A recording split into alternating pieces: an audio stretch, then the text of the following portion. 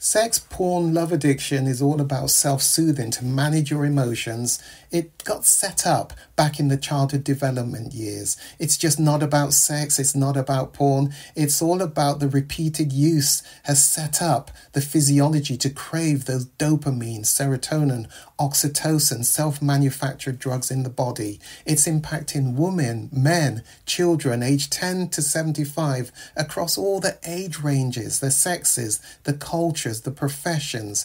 It increased exponentially during COVID lockdown and impacting so many lives. The Kairos Center has created the first online comprehensive sex, porn, love addiction. It's a video on demand recovery program which you can access from anywhere in the world and begin to see identifiable changes just within 6 weeks of beginning this weekly program. Kairos means your appointed time. Isn't it your time to reclaim your life? Bring color back to life without shame. Click the link below and begin your journey. You owe it to yourself and to others.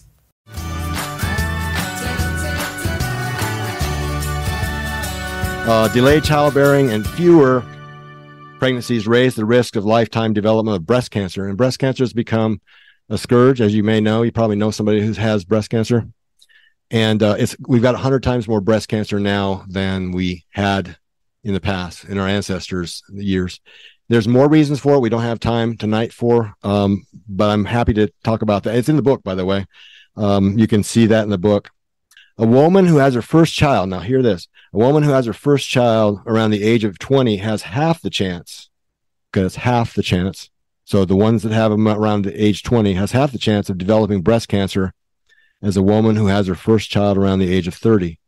Breast cancer became the number one cancer diagnosis at the end of 2020.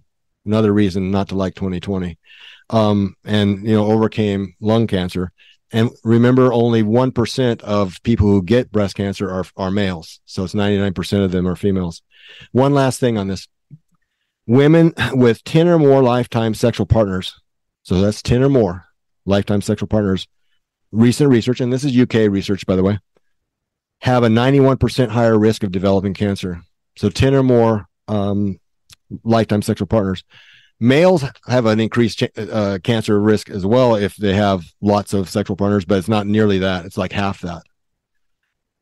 Hookup effects on females: 78% of women regret them. Women are more depressed afterwards. They have lower self-esteem. They have higher general distress. And many of them want it to turn into a relationship. And so, again, that's probably the last way that you actually, as a woman, want to try to create a relationship is hooking up with a guy. Last thing here: hormonal birth control and its effects. Can really have some bad effects. One is that it can make a woman attracted to a genetically unsuited man, because what it does is it makes women think that they're pregnant or in their luteal phase, which is the second half. When they're not sexually motivated and that type of thing, when they're not attracted to more masculine men, it puts them into that state permanently. And so they end up marrying somebody who totally maybe isn't attractive necessarily to them, or wouldn't be if they weren't on birth control.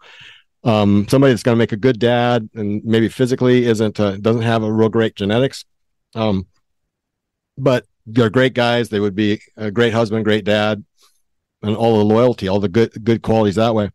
The bad thing is that if this couple is on birth control, hormonal birth control, in order to keep a pregnancy from happening, and then they get married, and then she goes off birth control, oftentimes she's no longer attracted to her now husband because he's genetically not suited to her. He's more like a relative or her, a close relative would be to her as far as the way she feels about him. So that's a bad situation. And then this is really a nice study that was done in Denmark. It's been kept quiet, but hormonal birth control, especially the types that aren't oral, like the patch, IUD, vaginal ring, they have a tremendous effect as far as raising depression levels on females, and particularly the young ones, age 15 to 19. And I say tremendous, meaning that in the hundreds of percent, 100% greater chances of being depressed, the ones that are on them. Reason I say it was a great study is that they used, the sample size is over a million Danish women. They followed them for, I don't know, 15 years or something like that. So pretty hard to argue with that as far as it being, applicable to the whole population. Hormonal birth control dampens sex drive. That's bad if you're trying to get pregnant, and just generally within a married relationship. You combine that with antidepressants, and it's really bad. Antidepressants plus hormonal birth control is really, really destroys most women's sex drive. And so the combination is really bad. The other thing that they covered up in the trials of it was it raises blood clot and cancer risk substantially in different types of cancer, but blood clot risk was really, really high. And then again, they covered that over in the trials. So that is what women need to know, both about men and about themselves.